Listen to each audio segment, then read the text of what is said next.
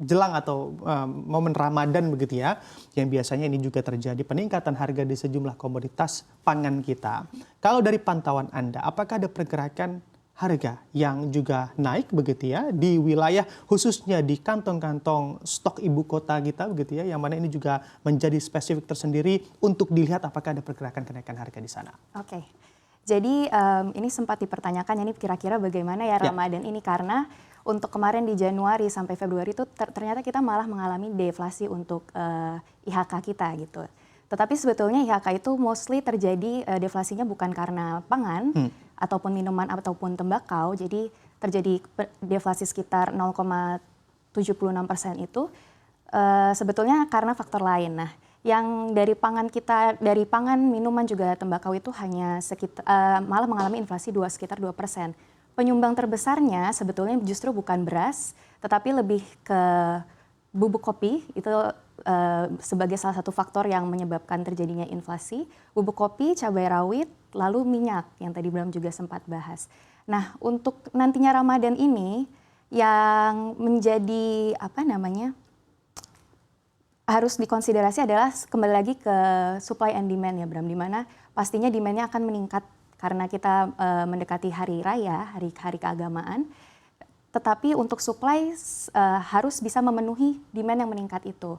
Nah, jadi kemungkinan untuk terjadinya kenaikan itu ada, tetapi sejauh ini juga kami pantau pemerintah juga sudah melakukan beberapa pergerakan seperti kepada pemerintah daerah untuk mengawasi bagaimana stoknya di daerah-daerah tersebut, lalu juga untuk pencatatan harga. Jadi harapannya dengan supply yang kita miliki ini bisa mencukupi sehingga kenaikan harga tidak melonjak yang terlalu tinggi, begitu Bram. Oke. Selain faktor peningkatan demand yang menjadi penyebab dari kenaikan harga sejumlah komoditas pangan, adakah Anda lihat faktor-faktor lain yang tentunya bisa mempengaruhi harga saat ini? Tentunya untuk itu pastinya distribusi itu sangat berpengaruh ya Bram. Distribusinya bagaimana, lalu apakah ini sudah merata, lalu apakah pengawasan harganya sudah cukup baik, dan apakah hasil dari panen produksi kita ini penyerapannya sudah maksimal dan juga sudah cukup efisien, begitu Bram. Jadi memang ada banyak faktor lah untuk kenaikan, dan terutama Ramadan ini karena ya tadi demand-nya juga meningkat sehingga beberapa faktor itulah yang menjadi penyebab utamanya terjadi kenaikan harga pangan kita, begitu Bram. Oke, ada faktor pengawasan di sana. Sebetulnya menurut hemat Anda dalam kenaikan harga siapa yang harus bertanggung jawab dari sisi pengawasan, yang mana biasanya kita tahu bersama begitu ya, kadang ada sejumlah oknum yang memainkan harga. Iya, jadi untuk oknum-oknum yang mempermainkan harga ini memang sesuatu yang selalu terulang kembali.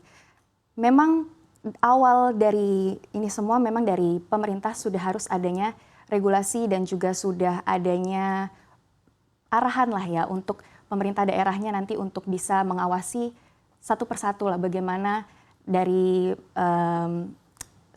produksinya, dari hulu ke hilirnya itu bagaimana pengawasannya, terutama saat sudah di pertengahan, sudah nantinya akan segera sampai ke hilir, sehingga tidak terjadi yang namanya penimbunan. Itu juga perlu diawasi Bram, karena sangat berpengaruh.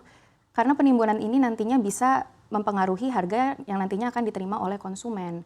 Sehingga kalau ditanya siapa yang bertanggung jawab, itu sebetulnya perlu hand in hand, easier said than done, tapi memang begitu, tidak mungkin hanya satu saja yang mengawasi, tapi memang ini harus bersama-sama untuk bisa agar ya tegas lalu juga bisa teliti ini juga penting, tegas, teliti, dan juga bisa berani untuk melihat apabila ada terjadi kecurangan dari pihak-pihak yang tidak bertanggung jawab, begitu Bram. Oke, baik. Kita tadi juga sudah melihat secara seksama begitu ya, ada kenaikan harga minyak kita di wilayah timur karena memang minimnya distributor di sana. Bram, iya. Dan juga pemerintah langsung menyiapkan begitu ya 46 distributor untuk mendistribusikan minyak kita agar mana memang harganya tetap stabil di Indonesia wilayah timur.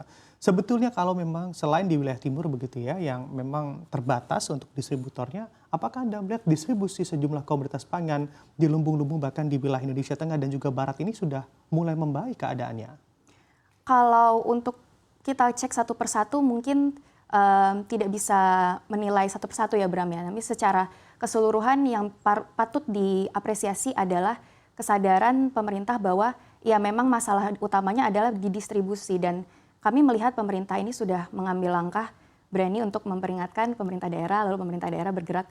Ya sudah ada sistematisnya lah bagaimananya.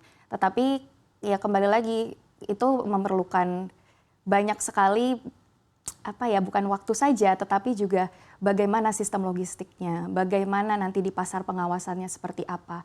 Jadi pengaplikasian strategi itu pun membutuhkan waktu untuk kita bisa menilai. Tetapi kembali lagi yang perlu diapresiasi mungkin dari wilayah-wilayah yang sering mengalami kekurangan adalah perhatian yang sudah diberikan lah oleh pemerintah gitu. Tetapi itu tetap harus wait and see, Bram. Apalagi ini kita akan mendekati masa di mana permintaan akan meningkat ya, Bram. Jadi begitulah.